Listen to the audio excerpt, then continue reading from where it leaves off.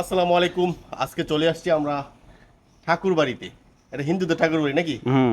হিন্দুদের ঠাকুর বাড়িতে চলে আসছে, অনেক পুরনো, দেখতে অনেকটা ভয়ঙ্কর। চলে দেখি। গাছগুলো দেখলেন? এরে বট গাছ। হ্যাঁ, বট গাছ কি অবস্থা বাড়ির দেখছেন? জানলা বাড়ি।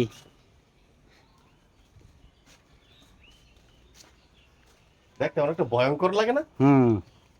দেখেন ভিতরে থাকাগুলো। এই হচ্ছে ঠাকুর বাড়ির ভিতরের।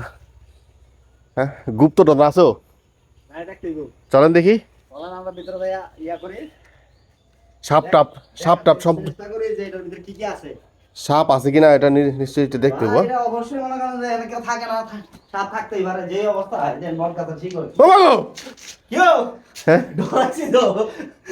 হ্যাঁ, ধরাইছেন? অবস্থা ডরাবো না মানে দেখেন কি অবস্থা হয়েছে। অযত্ন অবহেলায় এইসব পুরানো বাড়ি গুলি হারিয়ে যাচ্ছে কালের ভয়ঙ্কর, বিবর্তনে। ভয়ঙ্কর রাস্তা। এটা সিঁড়ি ছিল দোতলা উঠা, দেখছেন? হুম। এই সিঁড়ি অনেক সিঁড়ি ছোট। ভেঙে গেছে।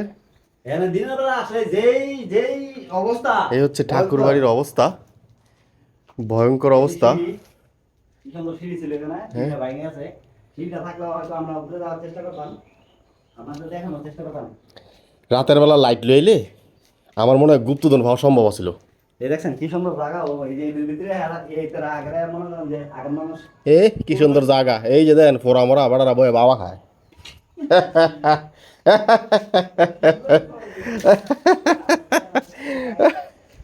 ভয়ঙ্কর, ভয়ঙ্কর এক জায়গা।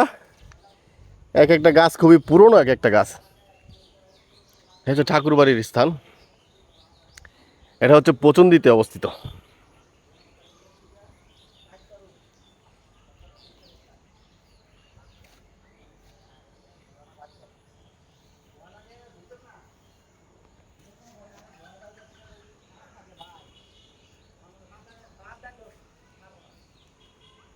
এখানে একটা পুষ্কুনিও আছে, বিরাট একটা পুষ্কুনিও আছে।